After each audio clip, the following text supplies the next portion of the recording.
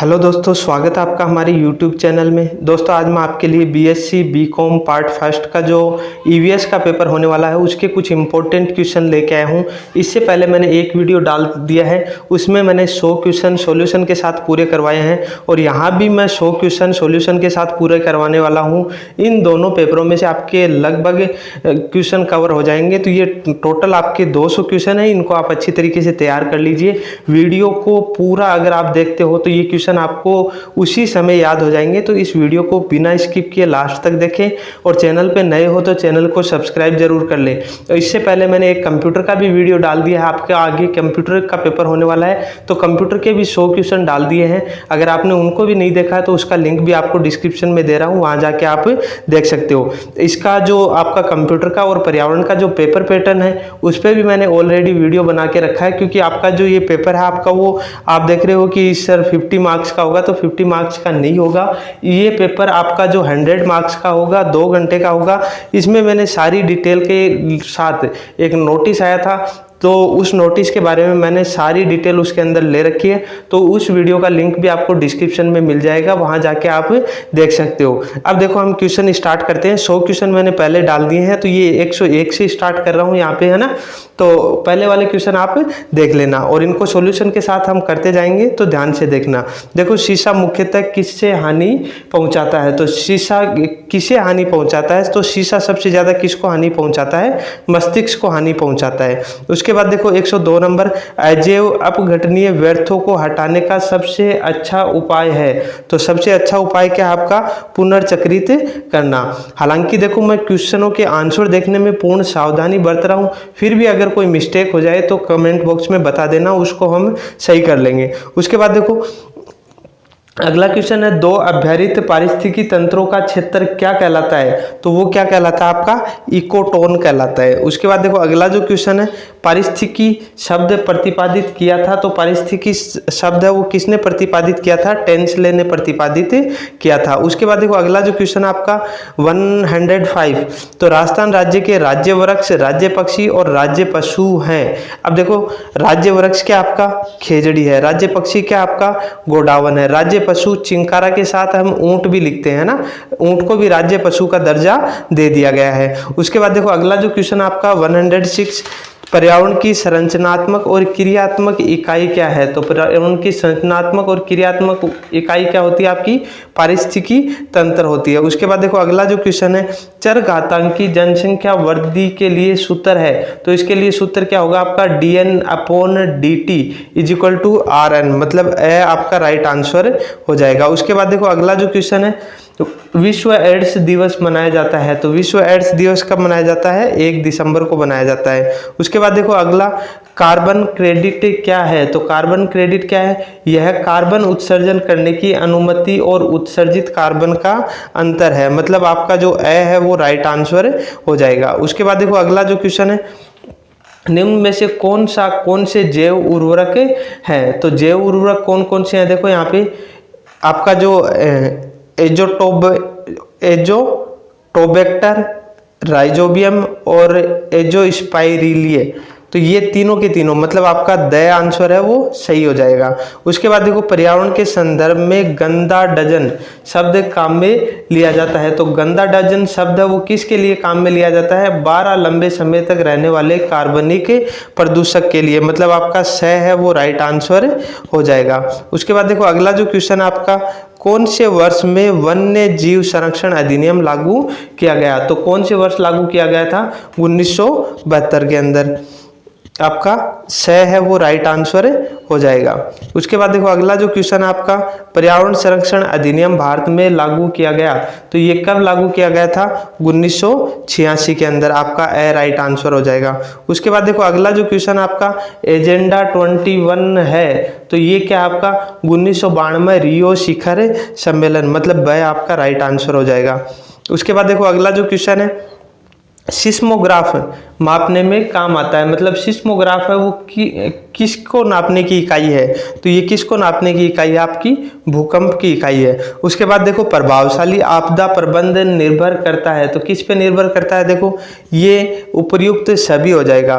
Preparedness और mitigation, relief, तो ये तीनों राइट आंसर है, मतलब डी आपका सही हो जाएगा। पंपास नाम है, तो पंपास क्या है, घास के मैदान है आपके, पंपास क्या है, घास के मैदान। उसके बाद देखो सबसे ज्यादा स्थायी पारिस्थितिकी तंत्र है, तो सबसे ज्यादा स्थायी पारिस्थितिकी तंत्र क्या है आपका, वन है। उसके बाद देखो अगला जो क्वेश्चन है, पारिस्थितिकी तंत्र बना होता है, तो पारिस्थितिकी तंत्र किससे बना होता है, देखो हरे पादपों से, प्राणियों से, अपघटकों से और अजैव वातावरण से। उसके बाद देखो अगला जो क्वेश्चन है, निम्न में से कौन सा एक ऊर्जा का सबसे साफ स्रोत है, तो सबसे साफ स्रोत ऊर्जा का कौन सा आपका, पवन ऊर्जा है। उसके बाद देखो अगला जो क्वेश्चन है, व्यक्तियों का समूह जो एक ही जाति के और समान गुण रखते हैं कहलाते हैं, मतलब एक ही जाति के जो हैं, एक ही समूह, व्यक्तियों का समूह जो एक ही जाति के हैं और समान गुण रखते हैं, तो वो क्या कहलाता है आपका, समुदाय कहलाता है। उसके बाद देखो अगला जो क्वेश्चन है, CFC के उत्पादन को रोकने के लिए मॉन्ट्रियल प्रोटोकॉल आया है, तो ये मॉन्ट्रियल प्रोटोकॉल आया था, कब आया था, ये 1987 के अंदर। उसके बाद देखो शैवाल का फलना परिणाम है, तो ये कौन सा आपका, जैव आवर्धन का। उसके बाद देखो अगला जो क्वेश्चन है, पूरे कार्बन का लगभग 70% पाया जाता है, तो पूरे कार्बन का जो 70% है वो कहाँ पाया जाता है आपका, महासागरों में पाया जाता है। उसके बाद देखो निम्न खाद्य श्रृंखला में ए को पहचानिए, मतलब घास है, घास, उसके बाद कीट, और कीट के बाद मेंढक, और मेंढक को कौन खाता है, तो मेंढक को कौन खाता है, कोबरा खाता है ना। देखो कीट है वो घास को खाते हैं और मेंढक कीट को खाते हैं, तो मेंढक को कौन खाएगा, कोबरा खाएगा। उसके बाद देखो अगला जो क्वेश्चन आपका, पारिस्थितिकी तंत्र में पोषक स्तर बनते हैं, तो पारिस्थितिकी तंत्र में पोषक स्तर किससे बनते हैं, खाद्य श्रृंखला के जीवों से, मतलब आपका दया है वो राइट आंसर हो जाएगा। उसके बाद देखो अगला क्वेश्चन आपका, चौड़े आकार वाले उम्र के पिरामिड दर्शाते हैं, तो ये क्या दर्शाते हैं, जवान व्यक्तियों का उच्च प्रतिशत, मतलब 6 आपका राइट आंसर हो जाएगा। उसके बाद देखो अगला जो क्वेश्चन आपका, निम्न में से कौन सा विलुप्त होने का मुख्य कारण है, मतलब विलुप्त होने का मुख्य कारण क्या है, देखो आवासों का नष्ट होना, उसकी मतलब इसमें ब आपका राइट आंसर हो जाएगा। उसके बाद देखो अगला जो है, निम्न में से कौन सा स्थान भारत में सबसे ठंडा है, तो भारत में सबसे ठंडा स्थान कौन सा आपका, द्रास, कौन सा है, द्रास। उसके बाद देखो केले के विभिन्न किस्में उदाहरण है, केले की विभिन्न किस्में उदाहरण है, देखो आनुवांशिक विविधता का। उसके बाद देखो अगला जो क्वेश्चन आपका, मल्चिंग मददगार है, तो मल्चिंग किसमें मददगार है, नमी संरक्षण के अंदर, मतलब आपका द आंसर है राइट हो जाएगा। उसके बाद देखो अगला जो क्वेश्चन है, निम्न में से कौन सी हरित गृह गैस नहीं है, तो हरित गृह गैस कौन सी नहीं है आपकी, ओजोन नहीं है, स आपका राइट आंसर हो जाएगा। अम्लीय वर्षा है, तो अम्लीय वर्षा क्या है, देखो ये मिट्टी की पीएच बढ़ाती है, मिट्टी की पीएच बढ़ा देती है अम्लीय वर्षा। टाइगर प्रोजेक्ट कब शुरू किया गया था, तो टाइगर प्रोजेक्ट शुरू किया गया था आपका 1973 में, मतलब द आपका राइट आंसर हो जाएगा। उसके बाद देखो अगला जो क्वेश्चन है, भारत का शीत मरुस्थल है, तो भारत का शीत मरुस्थल कौन सा है, लद्दाख है। उसके बाद देखो लिंगानुपात क्या है, तो लिंगानुपात क्या है, देखो प्रति 1000 पुरुषों पर महिलाओं की संख्या, मतलब ए आपका राइट आंसर हो जाएगा। उसके बाद देखो महिलाओं की नसबंदी में क्या काटकर बांधा जाता है, तो इसमें क्या काटकर बांधा जाता है, अंडवाहिनी को। उसके बाद देखो अगला जो क्वेश्चन है, मुंह गर्भ निरोधक कार्य करती है, मतलब ये क्या काम करती है, प्रोजेस्टेरोन और एस्ट्रोजन के उपापचय द्वारा, मतलब ये दोनों हार्मोन है, इनके उपापचय का कार्य ये करते हैं। निम्न में से कौन से बायोम में सबसे ज्यादा पादप और जंतु जातियां पाई जाती है, तो सबसे ज्यादा पादप और जंतु जातियां कहाँ पाई जाती हैं, उष्णकटिबंधीय वन के अंदर। उसके बाद देखो DDT है, तो DDT क्या है, अपघटनीय प्रदूषक है। उसके बाद देखो अगला जो क्वेश्चन है, मानस अभ्यारण्य स्थित है, तो मानस अभ्यारण्य कहाँ स्थित है, असम के अंदर स्थित है। उसके बाद देखो अगला जो क्वेश्चन है, निम्न में से कौन सा भारत में जैव विविधता हॉटस्पॉट है, तो कौन सा है, यहाँ पे पूर्वी घाट और पश्चिमी घाट दोनों ही है, मतलब स आपका राइट हो जाएगा, ए व ब दोनों। विश्व जैव विविधता दिवस मनाया जाता है, तो ये कब मनाया जाता है आपका, 29 दिसंबर को मनाया जाता है, ब आ जाएगा। उसके बाद देखो अमृता देवी बिश्नोई ने किसकी सुरक्षा के लिए अपने जीवन का बलिदान दिया था, तो ये खेजड़ी वृक्ष के लिए, चिपको आंदोलन जो हम जानते हैं, खेजड़ी उसके बाद देखो जल का प्राथमिक स्रोत है, तो जल का सबसे प्राथमिक जो स्रोत है वो क्या है आपका, वर्षा का जल। उसके बाद देखो एक क्षेत्र की जैव विविधता का निर्धारण किया जाता है, तो जैव विविधता का निर्धारण किसके द्वारा किया जाता है, देखो वहां स्थित एक ही जाति की संख्या पर, वहां स्थित एक ही समान जीवों की संख्या पर। मतलब ये दोनों ही नहीं है, क्योंकि जैव विविधता का तो मतलब होता है अलग अलग प्रकार की विविधताएं जहाँ पाई जाती हो, तो मतलब इसमें द आंसर राइट हो जाएगा। पर्यावरण को बचाने के लिए 3 आर है। देखो 3 आर का मतलब एक तो मतलब हो गया आपका कम काम में लेना, पुनर्चक्रण और पुनः उपयोग, ठीक है ना, रिसाइकिल, रीयूज और मतलब कम काम में लेना है ना। उसके बाद देखो अगला जो क्वेश्चन आपका, जल प्रदूषण को पहचाना जाता है। जल प्रदूषण को किसके द्वारा पहचाना जाता है, देखो पीएच स्तर के द्वारा, क्योंकि जो प्रदूषण की जो पीएच होती है ना वो ज़्यादा होती है, मतलब आपका जो शुद्ध जल जो होता है ना उसकी पीएच 7 होती है।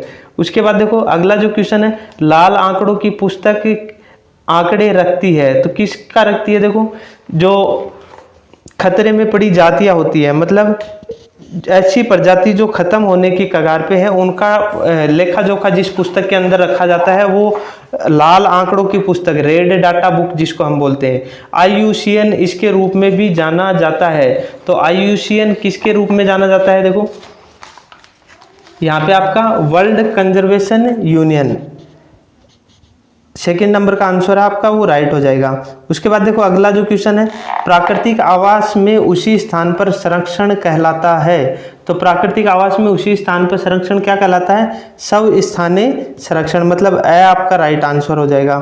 उसके बाद देखो अगला जो क्वेश्चन है, कौन सा एक सामान्यतः प्रदूषक नहीं है, प्रदूषक कौन सा नहीं है, देखो इसमें आपका CO2 नहीं है, सामान्यतः एक प्रदूषक नहीं है। उसके बाद देखो शायद इसमें थोड़ा कंफ्यूजन है, SO2 हो सकता है, ठीक है ना, सल्फर डाइऑक्साइड है ना, इसमें देख लेंगे, अगर कोई डाउट होगा तो मैं डिस्क्रिप्शन में बता दूंगा कि इसका आंसर क्या आने वाला है ना।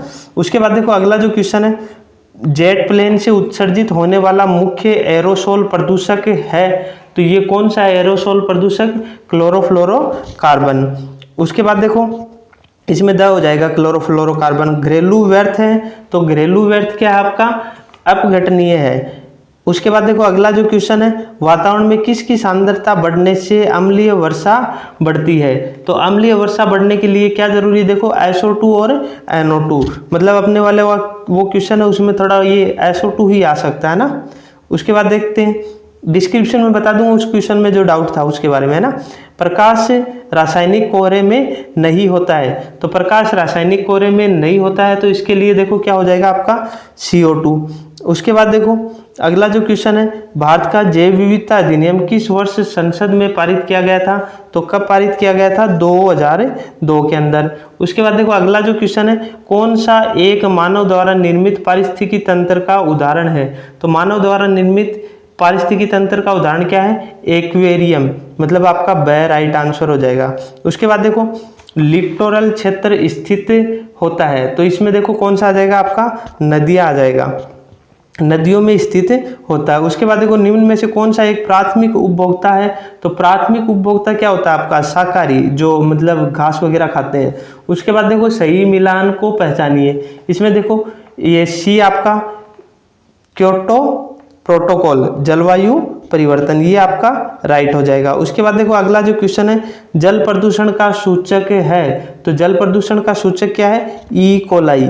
उसके बाद देखो अगला जो क्वेश्चन है, दो गैसें जो हरित गृह प्रभाव के लिए मुख्यतः उत्तरदायी है, तो हरित गृह प्रभाव के लिए कौन सी उत्तरदायी है, CO2 और CH4, मेथेन होता है CH4, CO2 carbon dioxide.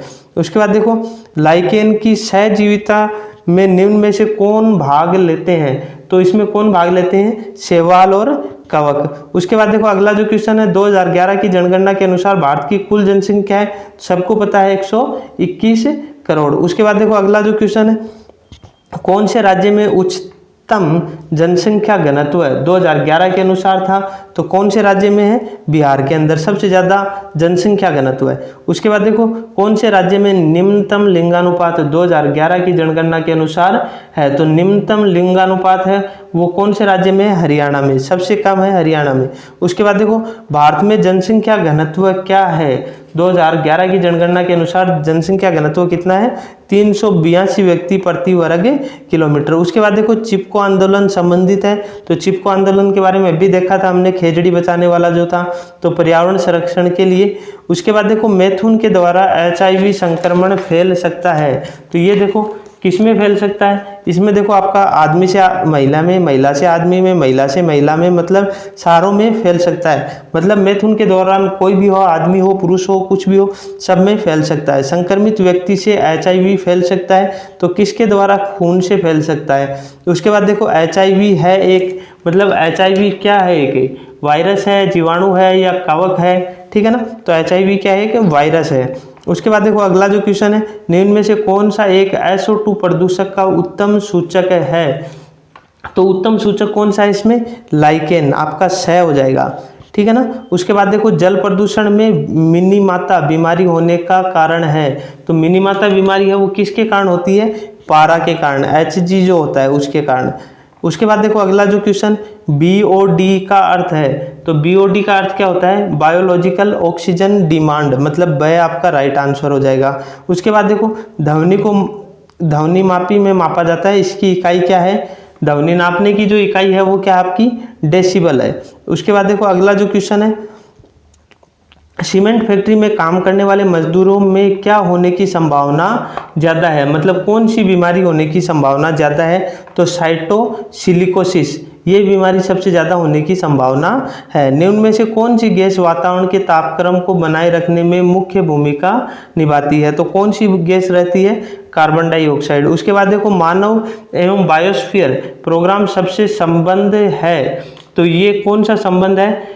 UNESCO के द्वारा ये संबंधित है, मानव और बायोस्फीयर प्रोग्राम।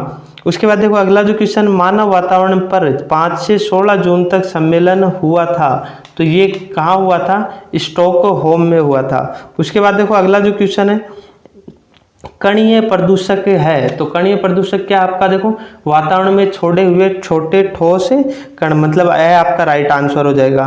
कार्बन मोनोऑक्साइड एक प्रदूषक है क्योंकि हीमोग्लोबिन के साथ क्रिया करता है कार्बन मोनोऑक्साइड। वायु प्रदूषण हो सकता है, तो वायु प्रदूषण किससे हो सकता है? देखो कृत्रिम या मानव द्वारा निर्मित मूल से, मतलब ये खाली ब मान लो या द, दोनों सही बात है। उसके बाद देखो द्वितीय प्रदूषक का उदाहरण है, तो द्वितीय प्रदूषक का उदाहरण देखो क्या आपके पास? स्मोक भी है, O3 भी है और पेन भी है, PAN। उसके बाद देखो अगला जो क्वेश्चन है, वातावरण में CO2 की मात्रा है, तो कार्बन डाइऑक्साइड की मात्रा कितनी है? देखो 0.03%। आपको पता होगा सबसे ज़्यादा 78% ऑक्सीजन है, उसके बाद 78% नाइट्रोजन है, 21% क्या है? ऑक्सीजन है। बाकी 1% जो बच गया उसमें सारी की सारी गैसें शामिल हैं। उसके बाद देखो अगला जो क्वेश्चन है, आमतौर पर सीवेज की प्रदूषक मात्रा देखते हैं, तो किस में देखते हैं? BOD में।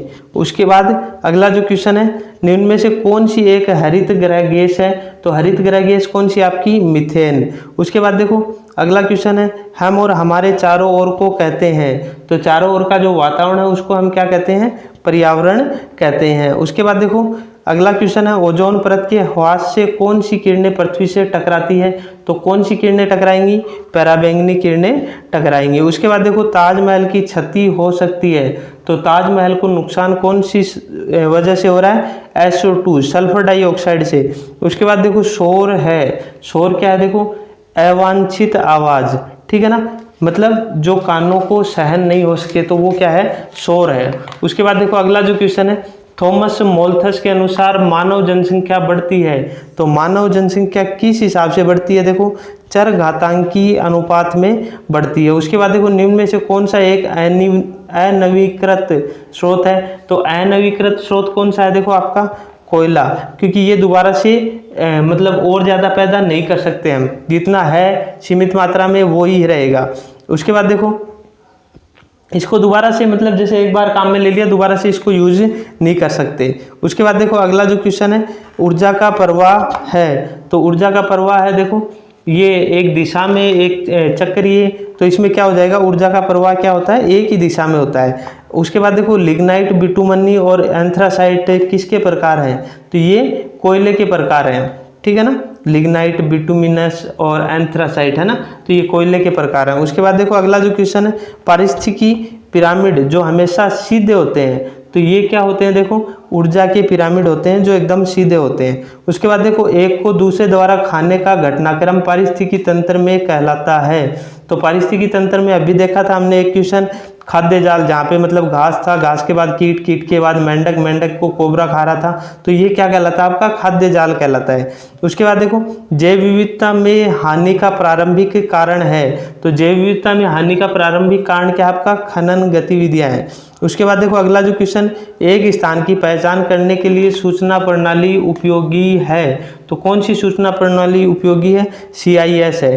उसके बाद देखो कौन से वर्ष में जल प्रदूषण नियंत्रण और रोकथाम अधिनियम लागू हुआ, तो कौन से वर्ष में हुआ था, 1974 में। तो इस तरह से टोटल आपके 200 क्वेश्चन हो गए, 100 पहले वाले वीडियो में और 100 ये। तो इन 200 क्वेश्चनों को अगर आप अच्छी तरीके से तैयार कर लेते हो तो आपके पेपर में लगभग क्वेश्चन इन्हीं में से कवर हो जाएंगे। तो इनको आप अच्छी तरीके से तैयार कर लीजिए और एग्जाम के लिए बेस्ट ऑफ लक।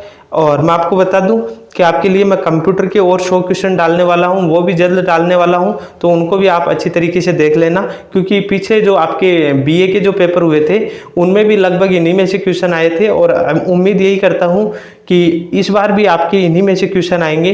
तो इनको आप अच्छी तरीके से तैयार कर लीजिए। धन्यवाद।